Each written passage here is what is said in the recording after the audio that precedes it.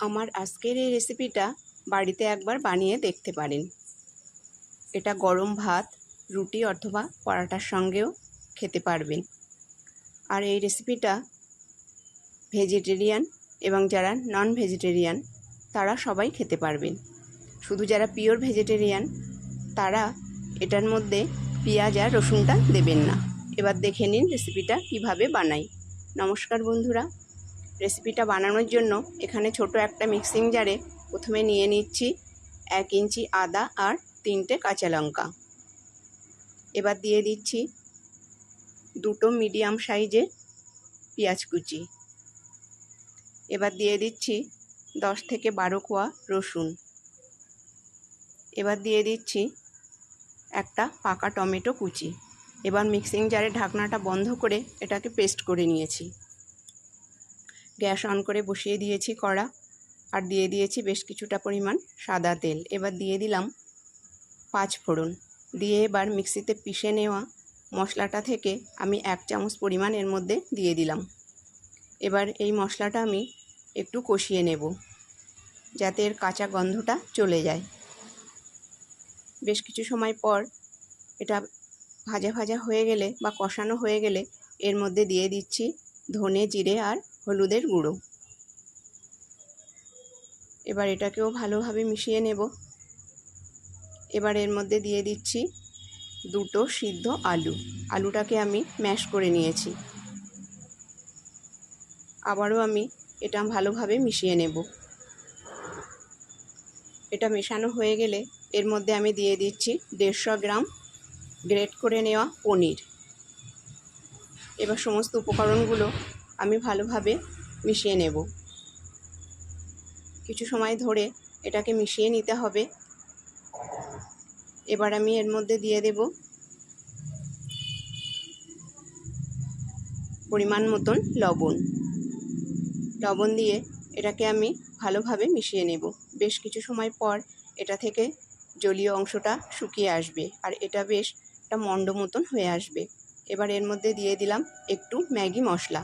আপনারা এর মধ্যে চাট মশলাও ব্যবহার করতে পারেন। এই পুরটা আমার রেডি হয়ে গেছে। এবার আমি এটাকে নামিয়ে একটু ঠান্ডা করে নেব।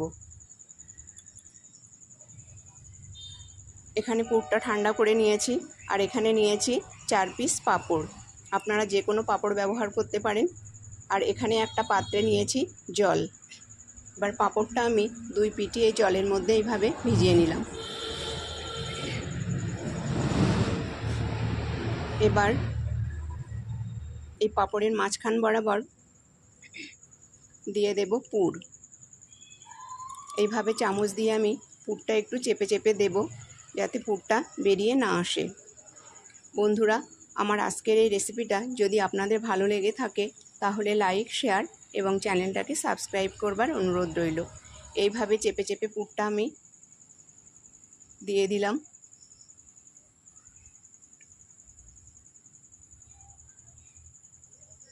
এবার আমি এটাকে ভাঁজ করে দেব। এইভাবে ভাঁজ করে দেব আর প্রয়োজনে একটু জল লাগিয়ে দেব। আর এটা যদি ঠিক মতন লেগে না যায় তাহলে আমি যদি খুলে খুলে আসে একটু ময়দা আমি ওর মধ্যে লাগিয়ে নেব। দেখুন আমি এর মধ্যে একটু ময়দা নিয়েছি, 1 চামচ মতন ময়দা জল দিয়ে গুলে নিয়েছি। গুলে এইভাবে আমি বাকি 3টেতেও লাগিয়ে নিয়েছি। এইভাবে একটা ফোল্ড করে দিলাম, দিয়ে অন্য সাইডটাতেও আমি এইভাবে ময়দাটা লাগিয়ে নেব। এই ময়দাটা লাগানোর ফলে এই ভাঁজ করে নেওয়া পাঁপড়টা আর খুলে আসবে না।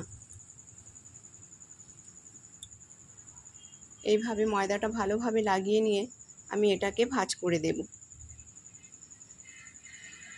এগুলো আমার রেডি হয়ে গেছে। এবার এগুলো আমি ভেজে নেব।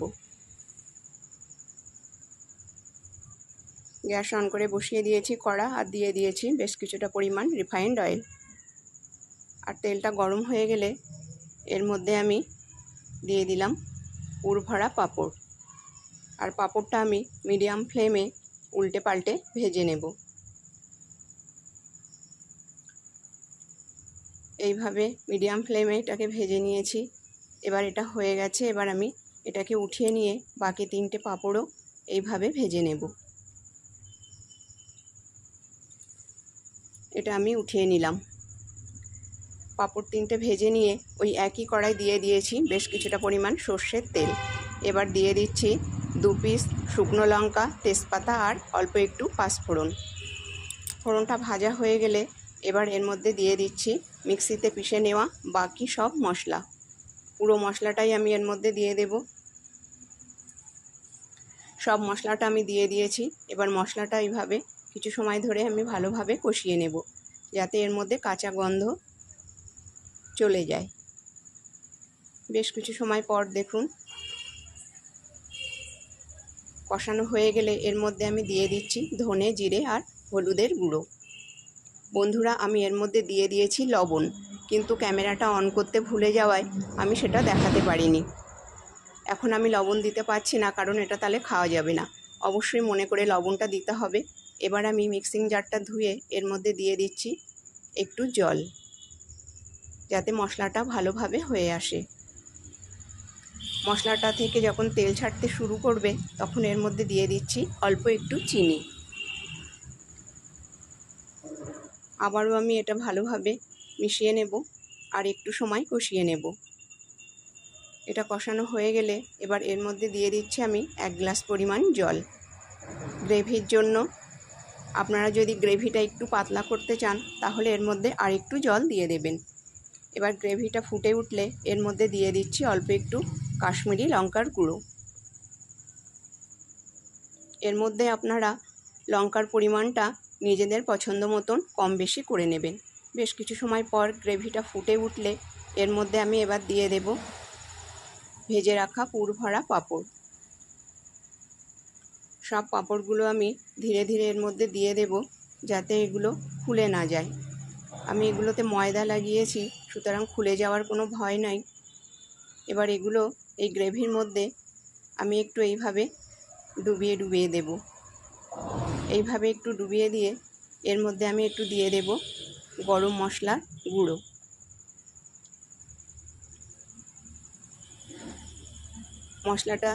গরম মশলাটা দিয়ে আমি আবারও একটু মিশিয়ে নেব। মিশিয়ে নিয়ে মিনিট 2 এটাকে ফুটিয়ে নেব। আর মিনিট 2 ফুটিয়ে নিলেই রেসিপিটা আমার তৈরি হয়ে যাবে। দেখুন মিনিট 2 হয়ে গেছে, এটা আমি ফুটিয়ে নিয়েছি। আর আমি এটাকে একটু শুকনো শুকনোই রেখেছি। রেসিপিটা আমার সম্পূর্ণ হয়ে গেছে।